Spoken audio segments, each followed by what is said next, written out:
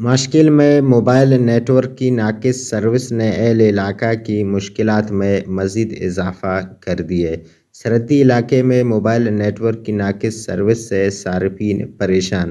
گزشتہ کئی مہینوں سے ماشکل میں موبائل نیٹ ورک انتہائی خراب اور نیٹ 4G سروس بھی بیکار ہے۔ ماشکل میں 4G نام کا رہا کام کا نہیں۔ آئے دن نیٹ ورک کی لوڈ شیڈنگ نے لوگوں کو ذہنی مریض بنا دی ہے۔ ماشکل میں موبائل نیٹ ورک نعمت کی بجائے زحمت بن گئی ہے۔ موبائل نیٹ ورک کی ناقص سروس اور ناقص 4G سروس سے لوگوں کے مہنگے پیکیجز ضائع ہو رہے ہیں۔